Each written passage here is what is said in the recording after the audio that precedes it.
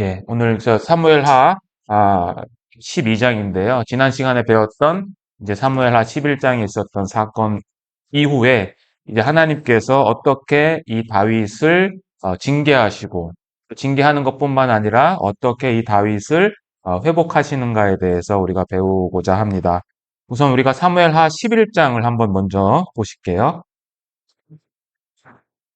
자, 사무엘하 11장 맨 끝절에 보시면 이렇게 되어 있습니다. 그 장례를 마침에 다윗이 보내어 저를 궁으로 데려오니 저가 그 처가 되어 아들을 낳으니라. 그다음에 한번 읽어봐 주세요. 하나님께 일이 여호와 아버지께 갈 거라. 예. 그러니까 11장에 있었던 그 다윗의 모든 행위의 결론이 뭐냐? 하나님 보시기에 악했다라고 평가를 하신 거예요.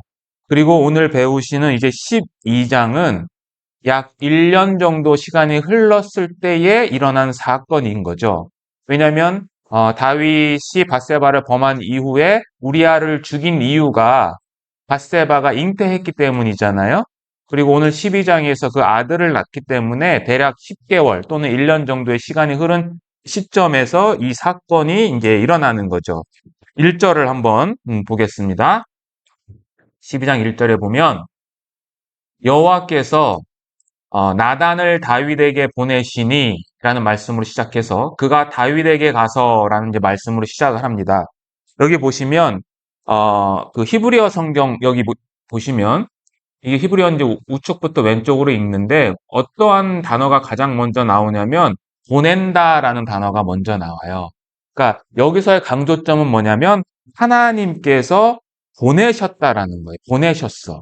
누구를 보냈냐? 이제 나단을 보냈는데 왜 여기서 보내다라는 단어를 강조했냐면 11장에서 다윗의 그 행동을 나타내는 이 동사 중에서 가장 많이 사용된 단어가 이 보낸다라는 동사예요. 한번 3절 한번 볼게요. 3절, 4절, 5절. 11장 3절, 4절, 5절만 보시면 자 보세요. 다윗이 보내어 그 여인을 어떻게 해요? 예, 알아보게 했다라고 되어 있죠. 그죠? 그 다음에 그는 엘리압의 딸이요 햇사람 우리아의 아내 밧세바가 아니니까 했더니 다윗이 그 다음에 또 뭐예요? 사자를 또 보낸다라고 되어 있죠. 또 5절 한번 보세요. 여인이 잉태함에 그 다음에 또 여기 보낸다라는 표현이 있죠. 그래서 이 11장 전체적으로 보면 우선 다윗이 밧세바를 데려오라고 보냅니다. 사람을. 그게 3, 4, 5절에 등장을 하고요. 그 다음에 간음하고 그 다음에 임신한 사실을 은폐하려고 다윗이 요압에게 사람을 보낸다라는 표현이 6절에 3번 나와요. 그리고 우리아를 이제 전쟁터에서 불러온 우리아를 밧세바에게 보내기 위해서 또 보낸다는 표현이 12절에 나오고요. 우리아가 다윗의 그 명령에 거절하고 집에 가지 않잖아요. 그래서 이 우리아를 죽이라는 편지를 써서 이제 요압에게 보내요. 거기서도 보낸다라는 단어가 14절에 또 나오고요. 그 다음에 요압이 다윗의 명령대로 다 행한 다음에 우리아가 죽잖아요. 그 전사한 소식을 다윗에게 전령을 통해서 보낸다라는 내용이 18절과 22절에 나오고 그다음에 맨 마지막으로는 이제 그 우리아의 장례가 끝난 다음에 밧세바를 궁으로 불러들이기 위해서 또 사람을 보내는 27절에 나오는 보내는 단어로 나와요. 그래서 이 11장에는 보낸다라는 이 단어가 몇 번 나오냐? 12번 나와요. 그러니까 이 단어를 하나님께서는 12장에 와서 동일한 단어를 사용하신다는 것은 뭐냐? 다윗의 입장에서는 이 사건이 동결이 된 거죠. 왜냐하면 자신의 간음과 그 다음에 임신한 사실을 아는 사람은 이 세상에 누구만 있어요, 지금?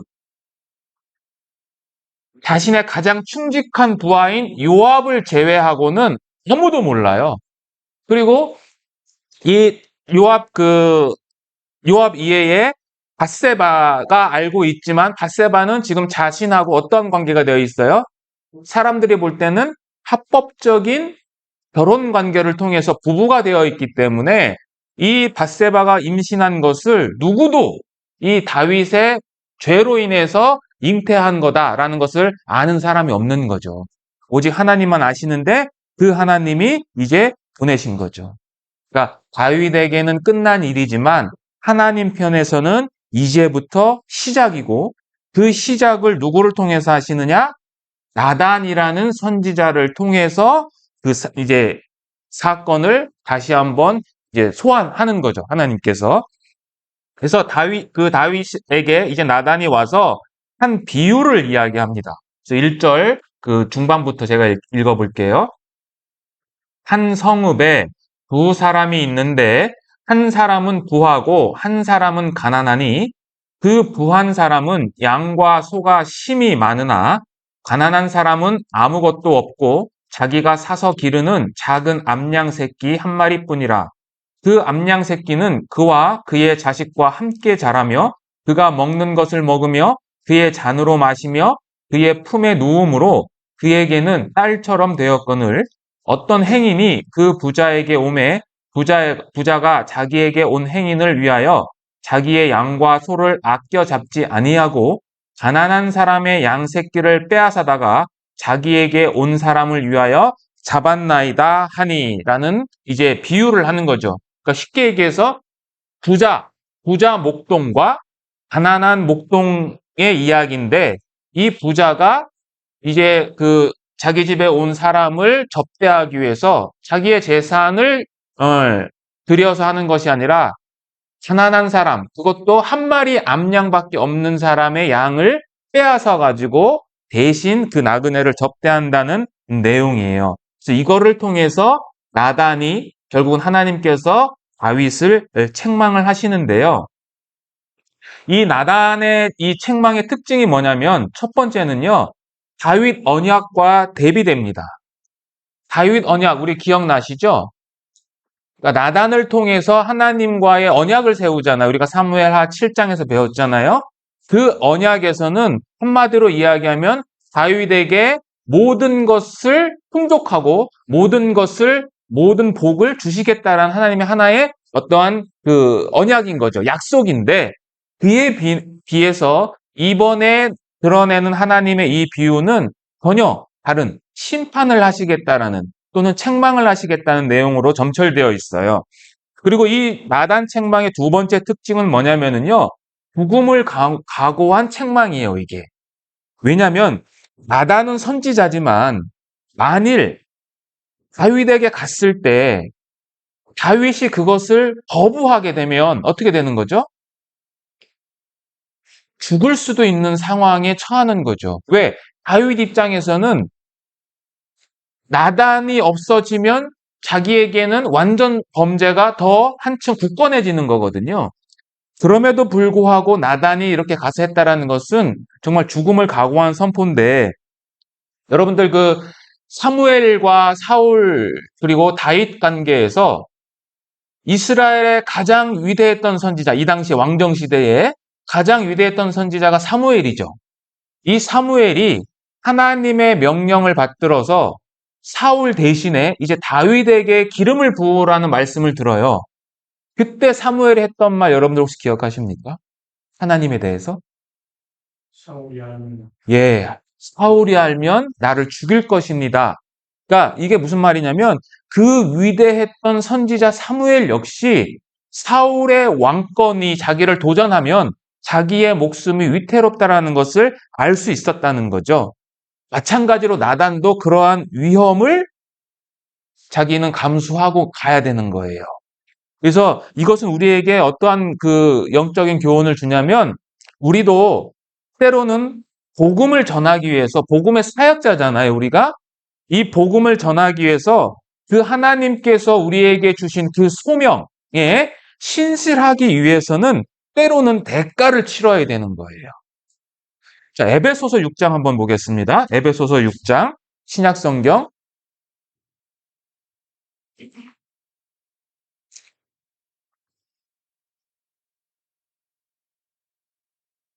317페이지예요.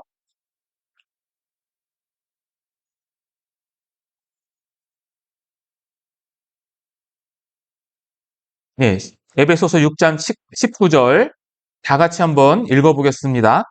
또 나를 위하여 구할 것은 내게 말씀을 주사 나로 입을 열어 복음의 비밀을 담대히 알리게 하옵소서 할 것이니. 여기 담대히. 그러니까 사도 바울은 지금 에베소 교인들에게 기도 부탁을 하는데 어떠한 기도 부탁이냐? 내가 복음을 전하는 데 있어서 입을 열게 하고, 첫 번째 입을 열게 해달라. 그리고 그 입을 열었을 때 내 태도가 담대할 수 있도록 기도해달라. 여기서 담대히라는 이 뜻은 두려움 없이 말하게 해달라는 뜻이에요. 자, 이 기도를 통해서 우리가 알 수 있는 두 가지가 있어요. 첫 번째는 뭐냐면 사도 바울은 지금 에베소서를 쓸 당시에 로마 감옥에 있었어요. 그러면 육신적인 입장에서 보면 무엇을 먼저 열게 해달라고 해야 되냐면 감옥문을 열게 해달라는 것이 원래 첫 번째 기도 제목이어야 돼요. 근데 바울은 그렇게 하지 않고 자기의 입술을 열어달라는 거예요. 그러니까 복음을 전할 수 있게 해달라고 하는 건데 왜 두려움 없이 복음을 전할 수 있게 해달라고 그랬느냐? 이제 잠시 후면 바울은 누구 앞에 쓰냐면 로마의 시민권자로서 재판을 누구한테 받느냐? 로마 황제한테 받는 거예요. 그 당시 로마 황제가 누구냐? 네로였어요. 그러니까 로마 황제 또는 로마의 관원들 앞에서 이제 복음을 선포하기 위해서 바울은 생각하고 있었던 거죠. 왜냐하면 자기가 그렇게 사명을 받은 거거든요. 그 로마 황제 앞에서 복음을 전할 때 절대 인간적인 두려움 없이 하나님 편에서 담대히 전할 수 있게 해달라는 기도를 한 거죠. 그러니까 이 사도 바울 역시 이러한 담대함을 구했다라면 우리들 역시 이 복음을 전할 때 이 담대함을 구하는 기도가 필요한 거예요. 우리가 복음을 전할 때 때로는 두렵잖아요. 어떤 면에서 두렵냐면 내가 이 말을 했을 때 저 사람이 어떻게 받아들일까라는 두려움부터 시작해서 내가 말을 잘할 수 있을까? 또는 내가 과연 이 복음을 전할 수 있는 자격이 있는 자인가? 이러한 등등으로 인해서 사실 복음을 전할 때 꺼려지거든요.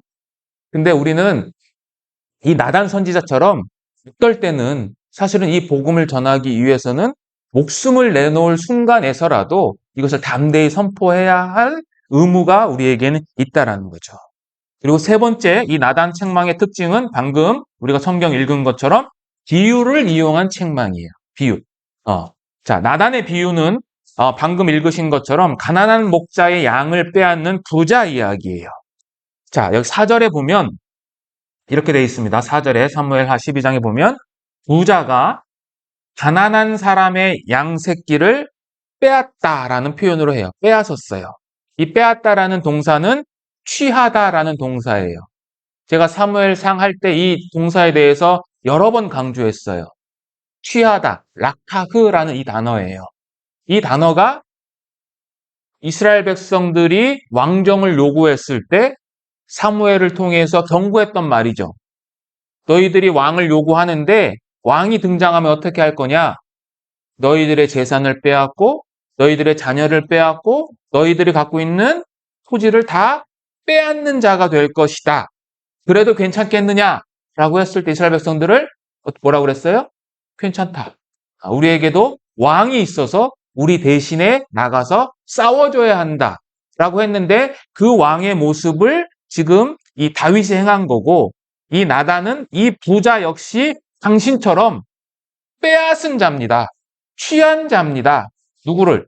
밧세바를 강제로 취한 자라고 이야기를 하는 거예요. 그런데 이 이스라엘은 이 당시 중동 지역은요. 나그네가 오잖아요. 나그네가 오면 환대를 하는 그러한 그 예의가 있어요. 예절이 있어요. 그러니까 이것은 당연한 거예요.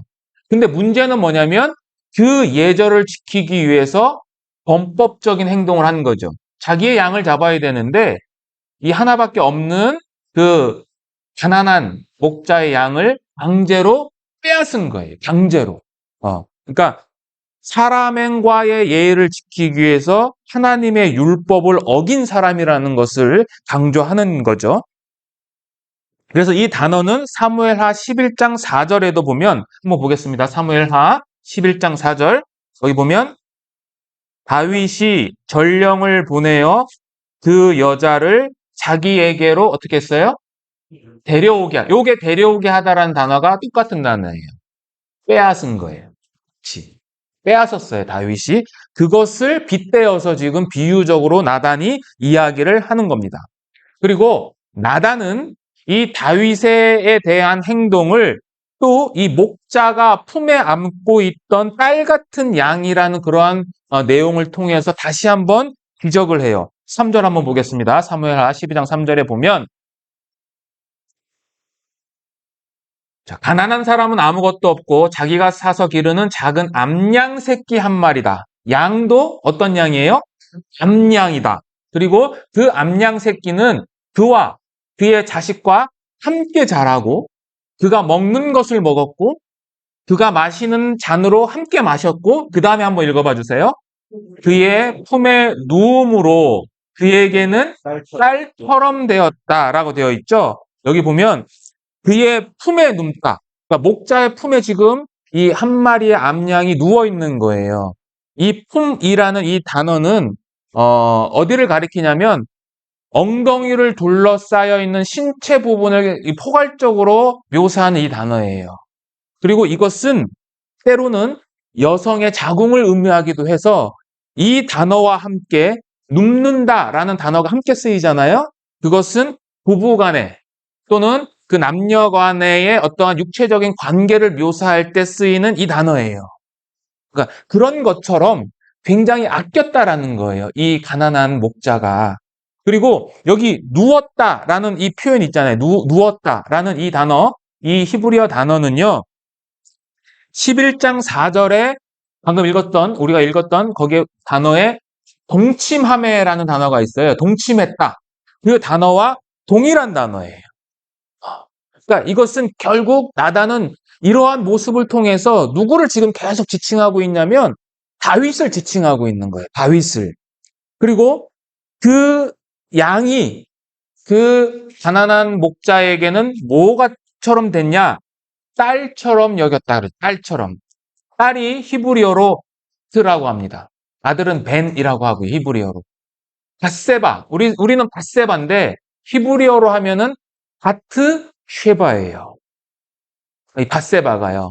그러니까 밧세바라는 의미가 뜻은 뭐냐면 딸이라는 단어와 쉐바라는 맹세라는 단어가 결합된 이름이에요. 그러니까 맹세의 딸이에요. 이게. 그러니까 이 나단은 아주 지혜롭게 이 다윗에 대한 죄를 책망을 하는 거예요. 이 자가 누구냐면은 바로 당신이 취한 강제로 빼앗은 이 밧세바에 대해서 이 다윗은 나단은 이렇게 해서 이야기를 하는 겁니다. 자, 이렇게 이 나단의 비유를 듣는데 갑자기 다윗이 반응을 보입니다. 5절에서 6절입니다. 같이 한번 읽어보겠습니다. 한번 읽어봐 주세요. 다윗이 그 사람으로 말미암아 노하여 나단에게 이르되 여호와의 살아계신 주 문사님이 이 일을 행하신 이 사람은 반드시 죽을 때라. 예, 여기 보시면 이 일을 행한 그 사람은 반드시 죽는다. 반드시 죽는다. 그리고 그 양 새끼를 4배나 갚아주어야 된다라고 이야기를 해요. 그러니까 처벌을 내리고요. 선고를 내리고 그다음에 배상까지 하라고 하는 거죠, 이게. 자, 그런데 이 다윗의 반응은요. 첫 번째는 율법에 기초한 판결이에요, 이게. 왜냐하면 출애굽기 22장 1절에 보면 누구든지 어떠한 사람이 소나 양을 도둑질해서 팔아버리잖아요. 그러면 몇 배를 갚아야 되냐면 4배를 갚아라고 되어 있어요. 그러니까 다윗은 아주 이 토라의 사람이기 때문에 율법에서 무엇을 이야기하고 있는지 잘 아는 거예요. 그래서 4배, 그 양 새끼를 4배나 갚아야 된다라고 선고를 한 거죠.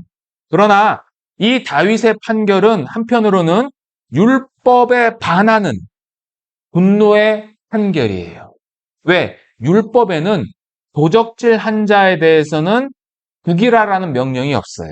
그러니까 이것은 다윗의 어떤 감정적인 어떤 그 감정이 섞여 있는 판결이에요. 그리고 세 번째는요, 이 다윗의 판결은 누구를 향한 선고냐? 이게 실제적으로는 자기 자신을 향한 선고예요. 왜냐? 출애굽기 21장 12절에서 14절을 보시면은요, 구약율법에는 사람을 쳐 죽인 자는 어떻게 하라고 그랬냐면 반드시 죽이라고 그랬어요. 근데 고의로 사람을 죽인 자는 만약에 도피성으로 도망가면 대제사장이 죽을 때까지 건드릴 수가 없어요. 그러나 고의적인 살인한 사람, 고의적으로 살인한 자는 반드시 쳐 죽여라 라고 되어 있어요. 그러니까 이 일을 행한 사람은 반드시 죽는다라는 것은 이게 누구를 향한 거냐? 다윗 자신을 향한 거예요. 왜? 다윗은 우리아를 비고의적으로 죽인 것이 아니잖아요. 고의적인 살인이잖아요. 전쟁터 맨 앞에 나가게 해서 적군들로 하여금 죽게 만들었기 때문에 고의적인 살인이에요. 그래서 이 판결은 실제적으로는 누구를 향한 거냐? 다윗 자신을 향한 판결이에요. 그것을 다윗은 모르고 있는 것뿐인 거죠. 그 다음에 네 번째는 이 판결은요, 자신의 미래를 암시하는 판결이에요. 왜? 이 네베라는 조상 때문에 나중에 자신의 아들이 총 몇 명이 죽냐면 4명이 죽어요. 첫 번째 아들이 밧세바와 와서 태어난 첫 번째 아들, 이름이 없어요. 그 다음에 암논, 그리고 암논과 관련된 압살롬, 그리고 솔로몬과의 권력 투쟁에서 죽게 된 그 아도니아까지 해서 총 4명이 죽어요. 그러니까 이 다윗을 통해서 하나님께서는 용서는 하지만 그 죄에 대한 결과는 반드시 책임진다라는 것을 또 우리에게 말씀해주고 있습니다. 자, 이렇게 다윗이 분노의 판결을 했을 때 나단이 이제는 그 사람이 당신이라고 이야기를 합니다. 7절 가보겠습니다. 자, 7절 한번 읽어봐 주세요. 나단은 다윗에게 당신이 그 사람이라. 예, 됐습니다. 당신이 그 사람이다. 당신이. 직언적인 선포를 합니다. 자, 그 다음에 또 읽어봐 주세요. 이스라엘이라는 여호와께서 이와 같이 이르시되 내가 너를 이스라엘 왕을 위하여 너를 사울의 손에서 구원하고 내 주인의 집을 내게 주고 내 주인의 아내들을 내 품에 두고 이스라엘과 유다 족속을 내게 맡겼느니라. 만일 그것이 부족하였을 것 같으면 내가 내게 이것저것을 더 주었으리라. 그러니까 나단이 가서 했던 선포가, 첫 번째 선포는 뭐냐면 바로 당신이 그 사람입니다 라고 한 다음에 뭐라고 했냐면 여호와께서 당신에게 다윗에게 베푸신 호의적인 처우에 대해서 묘사를 해요. 그래서 여기 보면 7절에서 8절인데요. 여기서 주로 사용되는 이 동사는 뭐냐면 주었다라는 동사예요. 주다. 그러니까 여호와께서 당신에게 주었다라는 단어로 가득 차 있어요. 제가 여기를 봤는데요. 첫 번째는 뭐냐면 내가 너를 이스라엘 왕으로 기름을 부었다라는 거예요. 첫 번째. 그 다음에 두 번째, 내가 너를 사울의 손에서 구원했다. 세 번째는 내가 내 주인의 집을 내게 주었다. 네 번째, 내가 내 주인의 아내들을 내게 주었다. 다섯 번째, 내가 이스라엘과 유다의 집을 내게 주었다. 그러니까 여기 보면 주었다라는 것이 계속 강조되고요. 히브리어에 보면 내가라는 단어도 강조되고 있어요. 그러니까 하나님께서 계속해서 다윗에게 주었다라는 것을 강조한 다음에 맨 마지막에 플러스 알파예요. 만일 내가 주었던 것이 너에게 부족했다라면 어떻게 했다고? 내가 너한테 더 주었을 것이다 라고 이야기를 하는 거죠. 자, 여기 보세요. 내가 너를 이스라엘 왕으로 기름을 부었다라는 것은 다윗에게 어울리지 않는 과분한 지위를 줬다는 거죠. 그죠? 다윗은 아주 그 8번째 아들로서 집안에서조차 멸시받는 양치는 소년이었는데 그를 왕으로 세운 거잖아요. 자, 두 번째 사울의 손에서 구원했다라는 것은 내가 너를 보호했다라는 거예요. 그리고 주인의 집을 내게 주었다라는 것은 너한테 소유물을 줬다는 거고 아내를 주었다는 것은 이 당시 이 왕의 아내를 취했다라는 것은 왕의 특권인 거죠. 왕만이 가질 수 있는 그 특권을 너한테 줬다라는 거고 마지막으로는 이스라엘과 유다를 주었다라는 것은 너에게 권력을 줬다라는 거죠. 그것도 유다뿐만이 아니라 이스라엘까지. 그러니까 모든 것을 다 준 거죠. 그럼에도 불구하고 이것이 부족했으면 내가 너한테 더 주었을 것이다. 라고 이 여호와께서 베푸신 호의에 대해서 설명을 합니다. 그 다음에 9절은 보겠습니다. 9절. 그러한데 어찌하여 네가 여호와의 말씀을 업신여기고 나 보기에 악을 행하였느냐? 네가 칼로 햇사람 우리아를 치되 암몬 자손의 칼로 죽이고 그의 아내를 빼앗아 내 아내로 삼았도다. 그러니까 두 번째는 뭐냐면 무엇을 지적했냐면 여호와와 그리고 우리아에게 범한 죄를 열거하시는 거예요. 나단을 통해서. 그리고 세 번째는 10절에서 12절 한번 읽어봐 주세요. 네가 나를 없어지고 나 그냥 칼이 내 집에서 영원토록 떠나지 뭐 영원 그리고 이와 같이 일을 보라 내가 너와 내 집에 재앙을 입고 내가 내 눈앞에서 내 아내를 빼앗아 내 이웃들에게 주리니 그 사람들이 내 아내들과 더불어 백주에 동침하리라. 너는 은밀히 행하였으나 나는 온 이스라엘 앞에서 백주의 이 일을 행하리라 하셨나이다 하니 세 번째는 그 범죄에 상응한 징벌을 선포하시는 거예요. 자, 칼이 내 집에서 영원토록 떠나지 않을 것이다. 그러니까 다윗은 실제적으로 우리아를 죽일 때 암몬의 칼을 빌려서 우리아를 죽인 거예요. 그런데 이제는 다윗은 하나님께서 보내시는 칼에 의해서 심판을 받게 되는 것을 이야기하는 거죠. 자, 다윗이 그 요압으로부터 온 전령이 우리아가 죽었습니다라고 보고했을 때 다윗이 혹시 뭐라고 했는지 여러분들 기억하십니까? 이 칼에 대해서 얘기를 했거든요. 예, 칼은 이 사람도 죽이고 저 사람도 죽인다라고 이야기를 하죠. 그 말이 그대로 이루어지는 거예요. 그 칼이 우리아도 죽였지만 이젠 그 칼이 누구를 죽이는 거예요? 이 편을 죽이는 거죠. 저번에는 저 편을 죽였다면 지금은 그 칼이 자신을 향해서 다가오고 있는 거죠. 그리고 이 칼은 하나님이 하는 이 심판은 다윗이 했던 것하고는 대비돼요. 왜? 다윗은 밧세바를 언제 취했어요? 시간적으로? 밤에 취했고 어디서 취했어요? 자신의 궁에서. 그러니까 밤에 은밀한 장소에서 죄를 지었는데 하나님께서는 어떻게 한다고요? 백주에 대낮에 모든 사람들이 보는 눈 앞에서 심판을 하겠다라는 거죠. 이것도 하나님께서 이 단어적인 방법을 통해서 이야기를 하시는 거예요. 여기 9절에 보면 여기 보시면 네가 여호와의 말씀을 업신여기고 나 보기에 악을 행하였다 그러죠. 여기 히브리어로 어떤 뜻이냐면 여호와 보기에 악을 행했다. 그러니까 빼예네라는 단어를 쓰는 거예요. 이게 앞에서 눈앞에서 이런 단어를 썼는데 여기 보면 백주에 동침하리라. 온 이스라엘 앞에서라는 이 단어 있죠. 이게 같은 단어예요. 그러니까 같은 단어를 써서 이게 백주의 눈앞에서라는 뜻은 태양의 눈앞에서 이란 뜻이에요. 그러니까 너는 밤에 여호와의 눈앞에서 죄를 지었지. 그에 대한 대가로 네 자녀들은 태양의 눈앞에서 모든 사람들에게 보여질 거야 라고 선포를 하시는 거예요.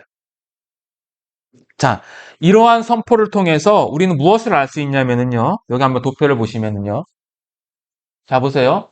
여호와는 다윗에게 주시는 자예요. 모든 걸 다 주셨어요. 그죠? 그러면 다윗 입장에서는 받은 자가 된 거예요. 그럼 받은 자가 됐으면 원래는 어떻게 해야 되냐면 다시 주는 자가 돼요. 베푸는 자가 돼야 되는 거예요. 근데 다윗은 어떻게 했냐면 베푸는 자가 된 게 아니라 뺏는 자가 되어버렸어요. 뺏는 자가 됐기 때문에 더 이상 다윗은 하나님으로부터 받을 수 없는 자가 되는 거예요. 이건 우리들에게도 동일하게 적용돼요. 우리가 하나님의 은혜를 받았죠. 그 은혜를 우리는 베푸는 자가 돼야 되는 거예요. 이 은혜를 통해서 베풀 때 하나님께서는 우리를 통해서 또 다른 사람들을 구원하시는 역사를 하시게 되는 거거든요. 받은 자, 아까 방금 말씀드린 것처럼 과분한 지위부터 시작해서 소유, 권력, 모든 것들을 다 받았잖아요. 우리도 사실은 다 받은 거거든요. 그러니까 우리 역시 다윗의 교훈을 통해서 우리는 남의 것을 빼앗는 자가 아니라 하나님으로부터 받은 은혜를 베푸는 자가 돼야 된다는 거죠. 자, 그러면 질문을 하나 드리겠습니다. 다윗이 왜 범죄를 했느냐는 거죠. 다윗이 왜 범죄를 했냐? 자, 성경에서는 12장 9절 한번 볼게요. 9절. 자, 한번 읽어봐 주세요. 9절. 상반절만. 자, 그러한데 어찌하여 네가 여호와의 말씀을 업신여기고 나 보기에 악을 행하였느냐? 이게 다윗의 범죄의 원인이에요. 자, 그러한데 어찌하여라고 그러죠? 그러한데 어찌하여. 그죠? 그러한데라는 것은 뭐예요? 그렇죠. 다 줬고 또 네가 요구했으면 더 주었을 텐데라고 이야기를 하는 거죠. 그래서 이것은 두 가지로 이렇게 나눠져요. 자, 앞에는 뭐냐면 은혜를 잊어버린 거예요. 하나님께서 주신 은혜를 잊어버렸기 때문에 다윗이 범죄를 한 거예요. 그리고 그 은혜를 잊어버린 결과가 뭐냐? 여호와의 말씀을 업신여긴 거예요. 그래서 여호와의 말씀을 업신여겼다라는 이 표현은 방금 읽으신 9절에도 나오지만 10절에서도 다시 한번 등장을 해요. 10절에도 보면 이제 네가 나를 업신여겼다고 그래요. 9절에서는 여호와의 말씀을 업신여겼다고 그랬는데 10절에서는 나를 업신여겼다고 하는 거예요. 이것을 통해서 알 수 있는 것은 뭐냐? 하나님의 말씀과 하나님을 동일시하는 거예요. 자, 업신여겼다라는 것은 뭐냐? 하나님과의 계약 관계를 위반했다라는 거예요. 위반. 자, 이스라엘 백성들은 하나님과 언약을 맺었죠. 자, 하나님께서 바벨탑을 쌓던 그 장소에서 한 사람을 불러내요. 그 사람이 누구였죠? 11장 다음에 12장, 창세기 12장 나오는데 창세기 12장에 누가 등장을 합니까? 아브라함이 등장을 하죠. 네. 그러니까 바벨탑을 쌓던 그 장소에서 메소포타미아 지역에서 갈대아 우르에서 아무도 하나님을 찾지 않을 때 하나님께서 한 사람을 지명해서 불러내잖아요.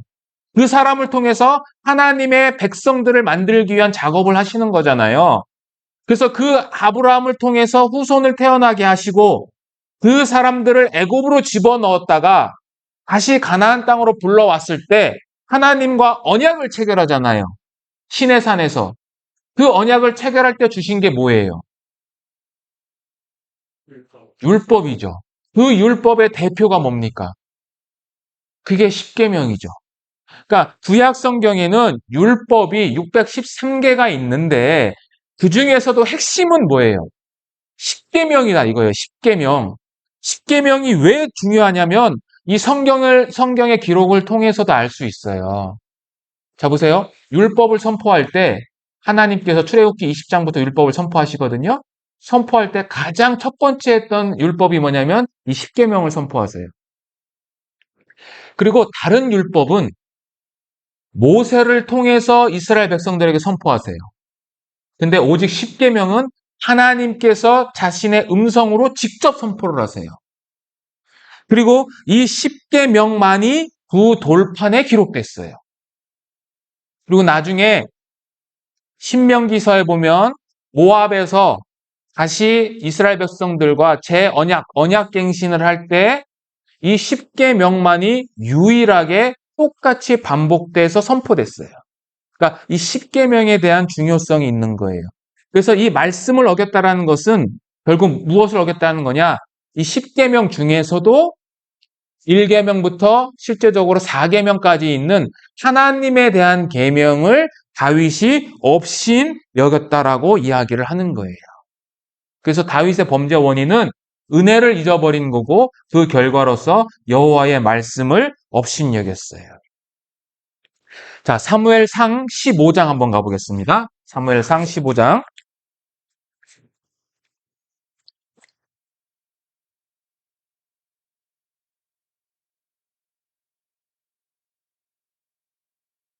15장 26절.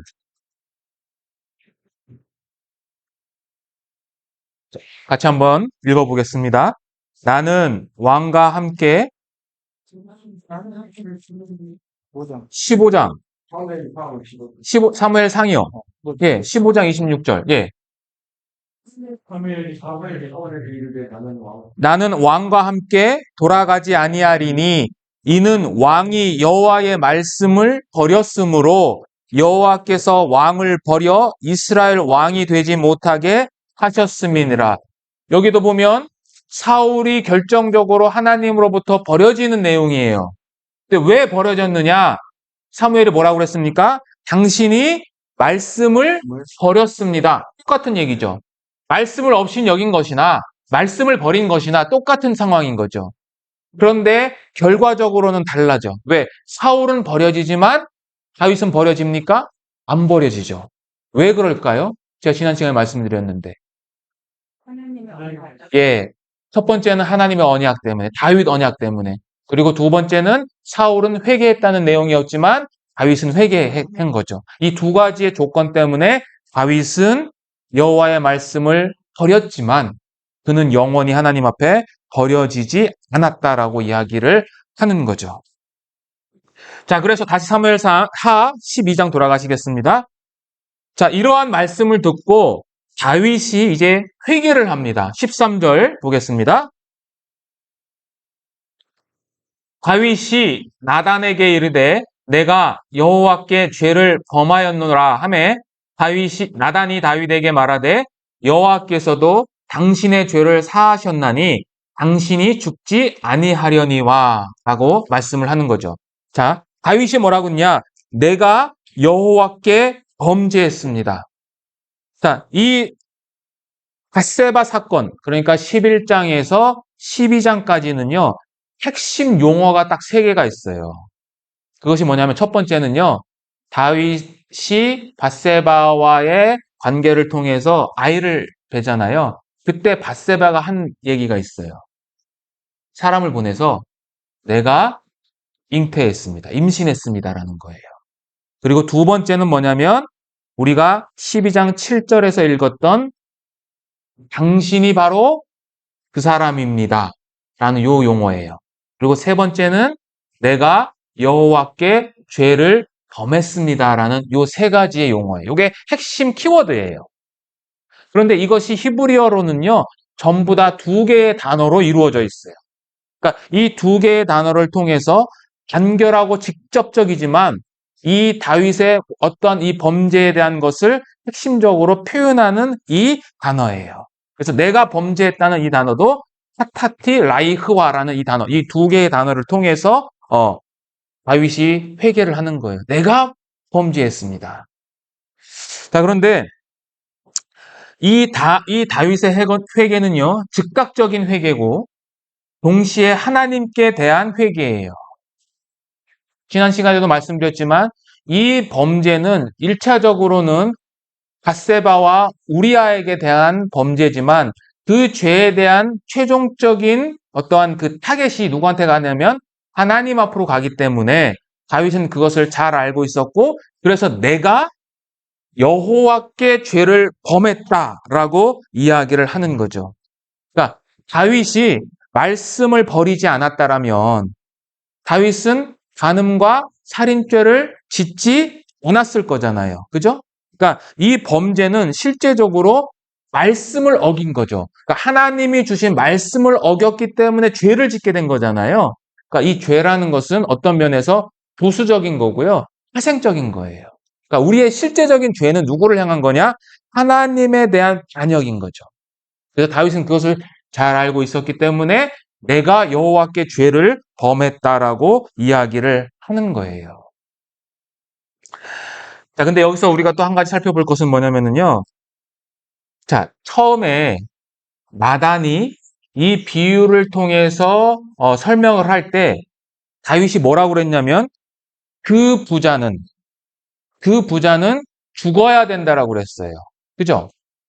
그러니까 3인칭으로 얘기했어요. 그 부자는 죽어야 된다. 그런데 나단이 뭐라고 선포했냐면 그 사람이 바로 당신입니다라고 그랬거든요. 그래서 3인칭에서 2인칭으로 바뀌었어요.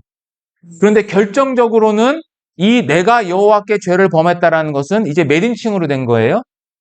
1인칭으로 바뀐 거예요. 그러니까 3인칭에서 점점 1인칭으로 변한 거죠. 우리가 이것을 통해서 알 수 있는 것은 뭐냐면요. 복음은 3인칭이 아니에요. 복음은 1인칭이에요. 그러니까 성령의 역사를 통해서 이 복음의 말씀이 1인칭으로 다가올 때 그때 능력으로 역사하는 거예요. 그들의 죄가 아니라 내 죄인 거예요. 다윗도 그의 죄가 아니라 그 사람이 죽어야 되는 게 아니라 내가 죽어야 되는 거죠.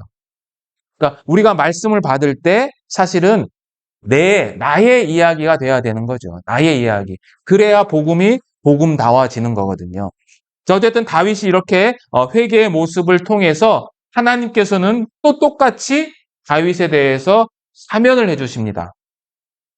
여기 보면, 여기 앞에 보세요. 13절에 내가 여호와께 죄를 범하였노라 하매 즉시 어떻게 되는 거예요? 나단이 다윗에게 말하되 여호와께서도 당신의 죄를 어떻게 했다고요? 사하셨다라고 이야기를 하는 거죠. 그러니까 이것 역시 즉각적인 회개가 있으니까 여호와께서 즉각적인 사면을 해주신 거예요. 용서. 그리고 이 용서는요, 대가가 없어요. 다윗이 제사를 통해서 제물을 드린 것도 아니고요, 헌물을 바친 것도 아니에요. 다윗은 이 사건을 통해서 한 가지 시편을 짓습니다. 그게 시편 32편이에요. 한번 가보겠습니다.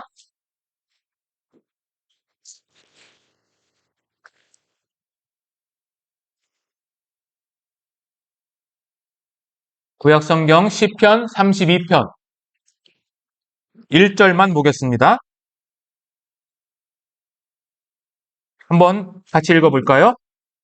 허물의 사함을 받고 자신의 죄가 가려지는 자는 복이 있도다. 요거예요. 그러니까 자신의 경험인 거죠. 내 죄가 하나님으로부터 어떻게 됐다고요? 사함을 받고 가려졌다라고 이야기를 하는 거죠. 이 성경을 바울은 자신의 로마서에서 그대로 인용을 하는데 한 단계 더 나아가요. 로마서를 한번 보겠습니다. 로마서 4장입니다.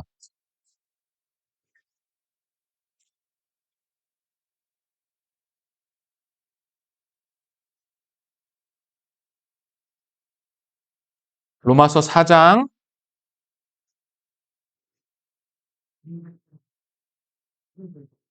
5절부터 5절 한번 읽어봐 주세요. 5절. 이를 공개할 자도 경건하지 아니한 자는 실행하는 믿는 자에게는 그의 믿음을 이루는 예. 6절은 제가 읽겠습니다. 일한 것이 없이 하나님께 의로 여기심을 받는 사람의 행복에 대하여 다윗의 말한 바. 그다음에 읽어봐 주세요. 이 사함을 받고 우리가 하나님을 받는 사람들 또 8절도 읽어봐 주세요. 주께서 그 죄를 인정하지 아니하는 사람은 여기 있도다. 예. 그러니까 시편 32편 1절에 9절을 다윗이 로마서에서 그대로 인용을 하면서 용서받는 사람에 대해서 다시 한번 설명을 하는데 다른 게 있어요. 뭐가 다르냐면 시편 32편은 죄를 사면받는 거에 대해서만 강조를 하고 있어요.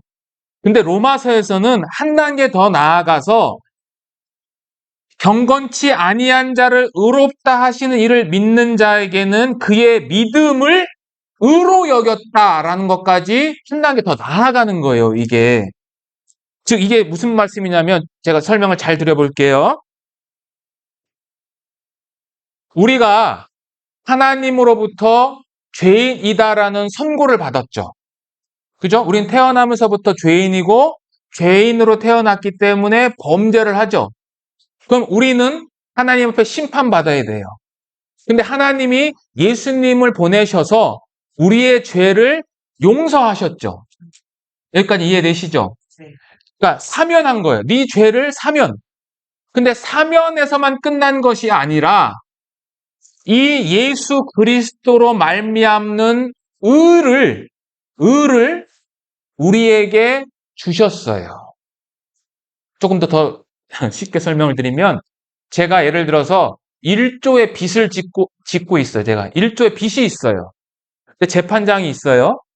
재판장이 뭐라고 선고를 했냐면 1조의 빚을 탕감한다. 요게 사면이에요. 그럼 요것만 돼도 감사할 일이죠. 근데 재판장은 뭐라 그러냐? 그 다음에 자신이 가지고 있는 1조를 네 통장에 이체해 줬어요. 요게 의를 전거한 거예요. 근데 성경은, 복음은 여기서 한 단계 더 나아가요. 로마서 8장에 보면 성령이 있는 자는 하나님의 자녀가 되는 특권을 주세요. 그러니까 이 재판장은 빚도 탕감해 줬고요. 자기의 돈 1조를 우리에게 이체해 줬고요. 그 빚진 자를 자기의 아들로 삼았어요. 그리고 더 나아가요.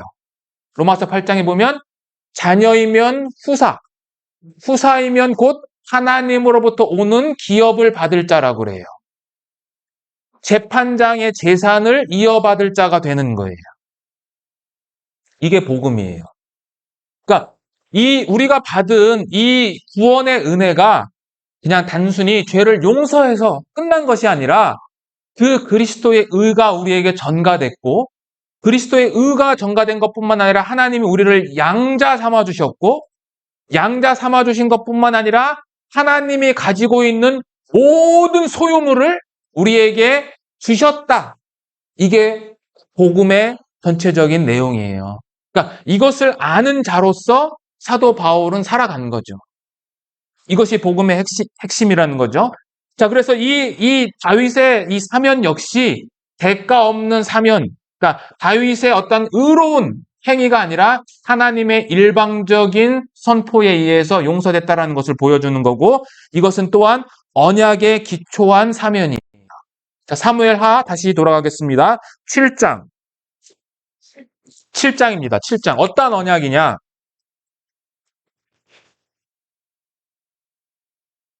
7장 14절. 사무엘하.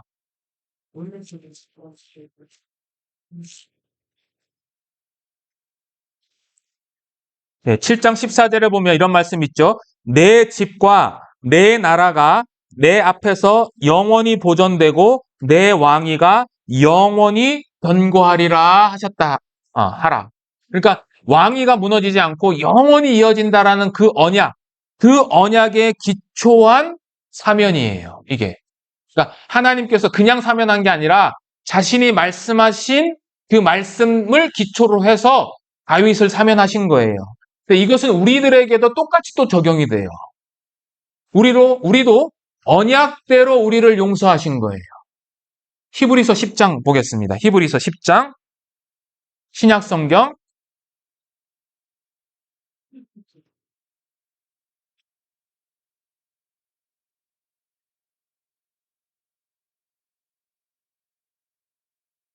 히브리서 10장 363페이지 신약성경 15절부터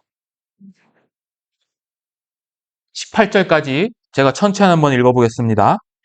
또한 성령이 우리에게 증언하시되 주께서 이르시되 그날 후로는 그들과 맺을 언약이 이것이라 하시고, 여기 언약 나오죠? 그 다음에 읽어봐 주세요. 내 법을 그들의 마음은 그들의 생각에 기록하라 하리라 하신 후에 또 그들의 죄와 그들의 불법을 내가 다시 기억하지 아니하리라 하셨으니 이것들을 사하셨은즉 다시 죄를 이하여 제사 드릴 것이 없다라고 이야기를 하시는 거예요. 이게 뭐냐? 언약을 지금 두 가지 언약을 얘기하시는 거예요. 성령께서 지금 우리에게 이야기하고 계신다. 성령이 지금 증언하고 계신다. 성령이 증인으로서 우리에게 이야기하고 있는데 너희들의 죄를 용서한 것은 하나님께서 옛날에 말씀하신 그 언약 때문이다라고 이야기를 하는 거죠. 그러면 이 히브리서 기자는 이 언약의 내용을 어디서 갖고 온 거잖아요. 그게 어딨냐는 거죠. 이게 예레미야 31장에 있습니다. 예레미야 31장 가보세요.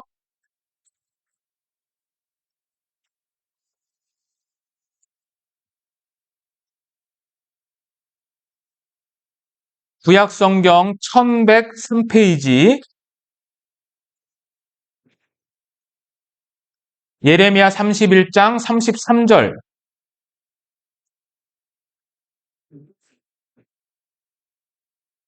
33절은 제가 읽어보겠습니다. 나 여호와가 말하노라. 그러나 그날 후에 내가 이스라엘 집에 세울 언약은 이러하니 곧 내가 나의 법을 그들의 속에 두며 그 마음에 기록하여 나는 그들의 하나님이 되고 그들은 내 백성이 될 것이라. 34절은 읽어봐 주세요.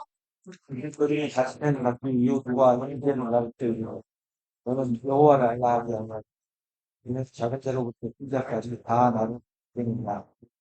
내가 그들의 죄악을 사하고 다시는 그 죄를 기억지 아니하리라. 여호와의 말이니라. 요 구절이에요.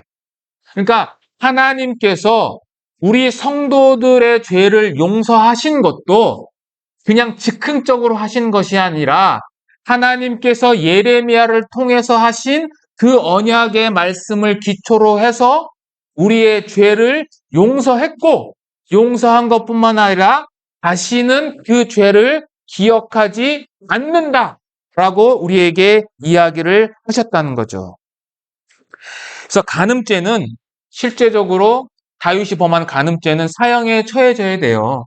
다윗은 정말 자기가 말한 것처럼 자기가 죽어야 되는데 하나님께서는 다윗의 언약으로 인해서 또 다윗의 회개로 인해서 그를 사형시키지 않고 그에게 죄를 용서했다라는 것을 성경은 이야기를 하는 겁니다. 자, 회개를 했죠. 다윗이 회개를 했죠. 다윗의 회개는 누구로부터 시작을 했습니까? 다윗이 회개하게 된 결정적인 이유가 누구예요? 나단이죠. 그러니까 중요한 것은 뭐냐? 회개는 누구로부터 시작되는 거냐면은요. 1차적으로는 하나님으로부터 회개가 시작되는 거예요. 하나님이 나단을 보내시지 않으셨다라면 다윗은 회개했을까요? 안 했어요. 영원히 완전 범죄로 살아가는 거예요. 마찬가지로 우리가 회개하게 되는 것은 우리 스스로 죄를 깨달았기 때문이 아니라 하나님이 말씀을 통해서 우리에게 보내주셨기 때문에 그 말씀을 통해서 그리고 성령의 역사를 통해서 내가 하나님으로부터 회개할 수밖에 없는 존재라는 것을 깨닫게 되는 거예요. 그리고 또 하나 여기서 교훈은 뭐냐면 너무 늦은 회개는 없는 거예요. 너무 늦은 회개는 없어요. 다윗도 거의 1년이라는 시간이 흘렀지만 회개했을 때 즉시 용서를 받았어요. 우리들도 마찬가지죠. 우리가 중요한 것은 언제 회개를 했냐라는 거예요. 언제? 지금이냐? 아니면 과거냐? 아니면 미래냐가 각각 달라질 수 있지만 회개하는 그 순간 하나님의 은혜로 말미암아 우리가 죄의 용서함을 받을 수 있다라는 하나님의 은혜를 또한 여기서도 깨달을 수 있다라는 거죠. 자, 이렇게 다윗은 회개를 했지만 그러나 징벌은 면하지 못해요. 그 징벌이 뭐냐면 그가 낳은 아이, 밧세바를 통해서 낳은 아이가 이제 죽게 되는 거죠. 여기 앞에 보시겠습니다. 그래서 여호와의 징벌은 아이의 죽음인데요. 당신이 낳은 아이가 반드시 죽는다라고 그래요. 반드시. 그리고 15절에도 우리아의 아내가 다윗에게 낳은 아이를 여호와께서 치심에 심히 앓는지라. 19절에는 다윗이 이제 신하들에게 묻되 아이가 죽었느냐 하니 대답하되 죽었습니다라고 이야기해요. 그러니까 아이가 죽어요. 그러니까 이 아이가 왜 죽었는지 징벌의 원인에 대해서는 나오진 않아요. 그러니까 이 아이가 죽은 원인은 정확하게 알 수는 없지만 왜 이렇게 징벌을 하셨느냐에 대해서는 나와요, 성경에. 이게 뭐라고 되냐면 14절에 이렇게 되어 있습니다. 이 일로 말미암아 여호와의 원수가 꽤 비방할 거리를 얻게 하였으니 라는 이 표현은요. 여호와의 대적들로 철저한 멸시를 보이게 했다는 뜻이에요. 비방할 거리를 얻게 했다는 것은 여호와가 그 일로 말미암아 이방 사람들에게 멸시받았다라는 거예요. 그것 때문에 이 아이가 이제 죽게 되는데 여기서도 사실은 언어 유의가 있어요.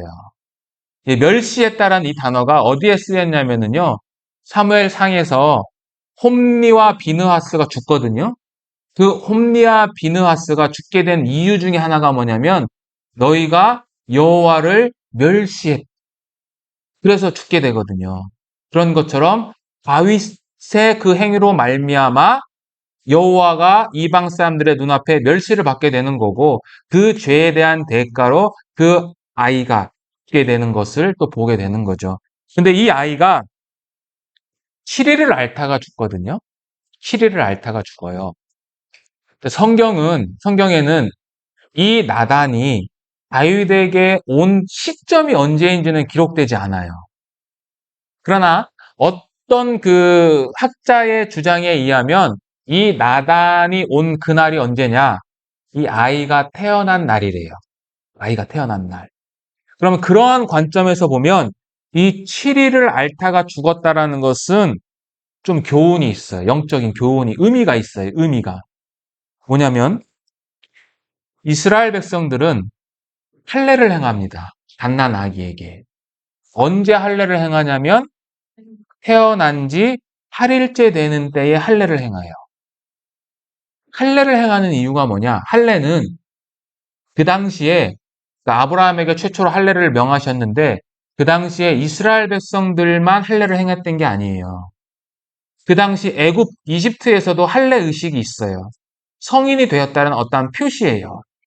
그러나 그 할례의 의식이 하나님과 이스라엘 백성들 간에는 다른 의미가 있는 거예요. 어떤 의미가 있느냐? 이 할례는 곧 하나님과 언약 관계가 있다라는 것을 육체에 표시를 한 거예요. 근데 7일째 죽었다라면 이 아이는 할례를 받지 못하고 죽게 된 거고 결국 이 아이는 이스라엘의 공동체 안에 들어갈 수 없었다라는 것을 의미를 해요. 그리고 또 하나는 뭐냐면 여기 이름이 나오지 않죠. 이스라엘 백성들은 아이의 이름을 보통 어머니가 짓거나 아버지가 짓거나 둘이 같이 짓기도 하는데 이스라엘 백성들은 언제 이름을 짓냐? 8일째, 할례를 행하는 그날에 이름을 공표하고 발표하고 지어요.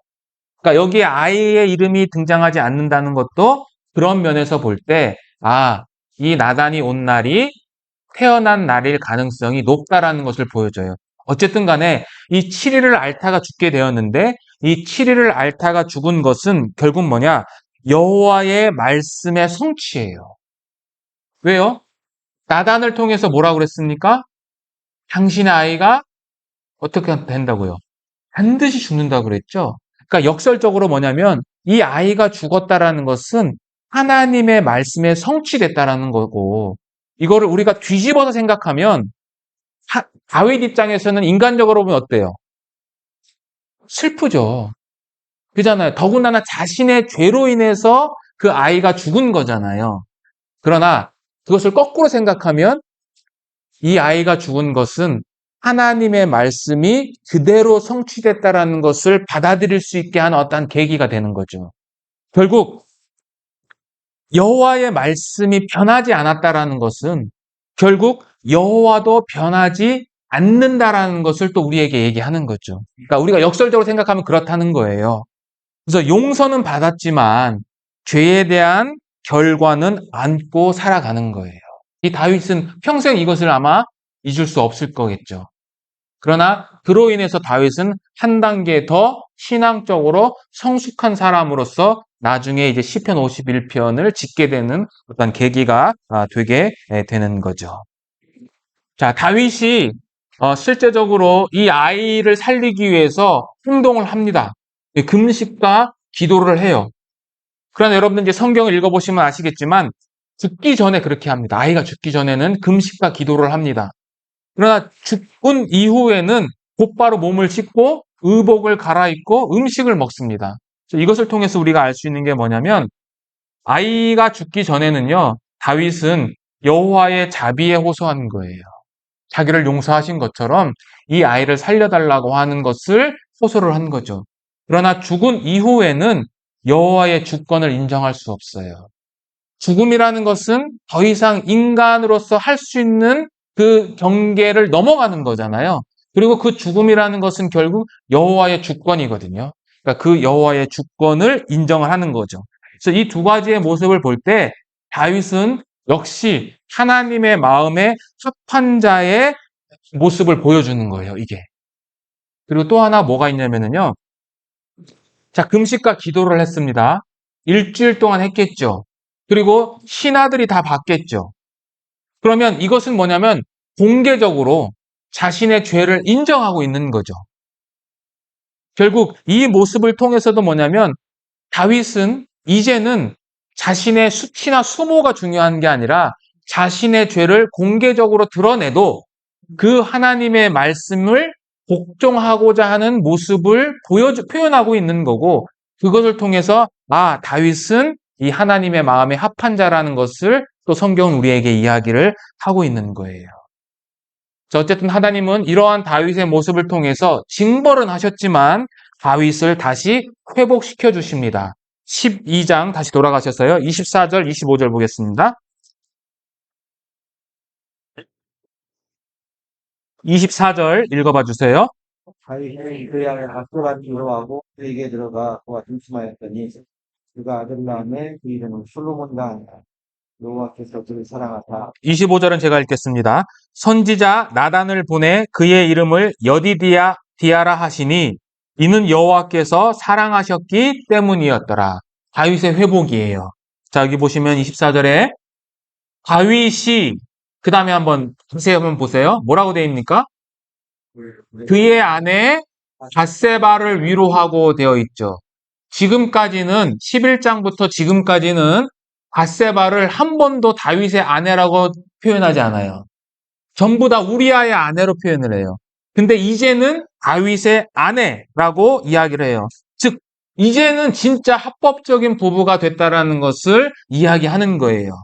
그래서 그에게 동침을 했더니 그가 아들을 낳았어요.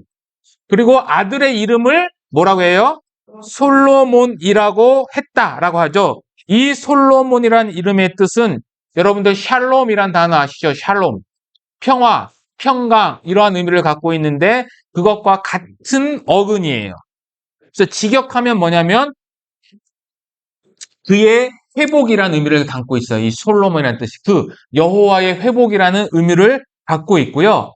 그 다음에 또 하나는 25절에 이름은 솔로몬인데 하나님께서 이제 나단을 보내셔서 어떻게 하시냐? 첫 번째 보냈을 때는 다윗의 죄를 지적했지만 두 번째 나단을 보내셨을 때는 그 솔로몬의 이름을 애칭을 알려줘요. 별명이죠, 별명. 별명이 뭐라고 되어 있습니까? 여디디아. 이 여디디아라는 뜻은 여호와께서 사랑하신다라는 의미예요. 즉, 이 여디디아라는 그 애칭을 주심으로 말미암아 드디어 하나님께서는 다윗의 죄를 완전히 용서하셨고 그를 이제는 사랑하신다라는 것을 간접적으로 표현하신 거예요. 그래서 여디디아라는 이 뜻과 함께 여디디아라는 이 단어 그리고 다윗이라고 하는 그 단어는 모두 같은 단어에서 파생됐어요. 다윗의 이름에서 파생된 단어를 가지고 하나님께서 동일하게 이 솔로몬의 그 애칭을 지어주신 거죠. 그래서 이것은 또한 다윗 언약의 성취인 거죠. 다윗 언약에서는 뭐냐고 그러냐면 나는 그에게 아버지가 되고 하나님께서 그렇게 다윗에게 얘기하세요. 나는 그에게 아버지가 되고 그는 내게 아들이 될 것이다 라고 하셨거든요. 그 말씀처럼 이제 하나님께서 직접 그 다윗을 통해서 태어난 아들의 이름을 지어주셔므로 말미암아 이 솔로몬이 누구의 아들이다?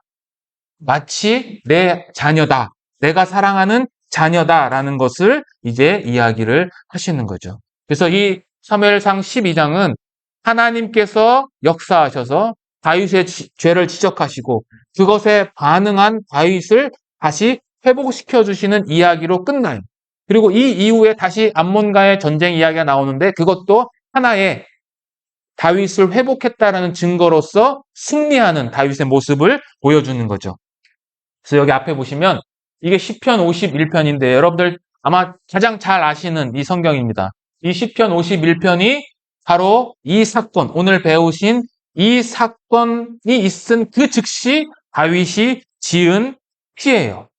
그래서 이 시편에는 총 7개의 참회하는 시가 있는데 그 중에 개인적인 참회를 하는 시예요. 이 시편 51편이. 그래서 나중에 이 시편 51편을 쭉 한번 읽어보시고 이 읽어보시면서 다윗의 심정을 한번 느껴보시기를 바라는데 저는 오늘 여기서 두 가지만 이야기할게요. 두 가지만. 여기서 중요한 것 중에 여러 가지가 있는데 첫 번째 중요한 건 뭐냐면 여기 보면 1절부터 보시면 여기 내, 나의 죄야, 나의 죄, 나의 죄가, 내 죄가, 내라는 단어가 계속 반복되죠? 아까 제가 말씀드린 것처럼 죄는, 복음은 1인칭인 거예요. 이 나라는 것이 굉장히 강조되어 있어요. 다윗의 시에는요. 그리고 두 번째는 이 시의 핵심 구절인 구절은 뭐냐면 자기가 태어났을 때부터 죄인인 것뿐만 아니라 그 죄를 용서받고 나서요. 여기 보시면 10절에 한번 읽어봐 주세요. 10절. 하나님이여 내 속에 정한 마음을 창조하시고 내 안에 정직한 영을 새롭게 하다. 이것은 뭐냐면 이제 그 죄 용서함으로 끝나는 것이 아니라 나를 다시 한번 거듭나게 해달라는 새로운 영을 창조. 이 바라라는 이 동사거든요. 창세기에 사용됐던 그 단어. 새 창조가 일어나게 해달라고 하는 간구로 그 다음에 점철이 돼서요. 강조가 되고 맨 마지막에는 그 죄에 대한 어떠한 그 은혜가 이스라엘 온 백성에 파되기를 바람으로 이제 끝이 나게 됩니다. 그래서 나중에 이제 이 시편을 한번 쭉 읽어보시면서 이 시편에 담겨 있는 다윗의 마음을 우리가 다시 한번 되새겨보는 그러한 계기가 되었으면 합니다. 예, 오늘 여기까지 하고 마치겠습니다. 기도하겠습니다. 하나님 아버지 감사합니다. 오늘 우리가 사무엘 하 12장을 통해서 다윗의 이야기를 배웠습니다. 참으로 다윗이 하나님 앞에 정말 참혹한 죄를 지었지만 하나님께서는 나단을 보내셨고 그를 회개시키심으로 말미암아 그를 다시 하나님의 자녀로 회복되는 귀한 은혜를 허락하셨습니다. 이 모든 것들은 저희들에게도 동일하게 적용되리라 믿습니다. 우리가 태어나면서부터 죄인이었고 하신 같이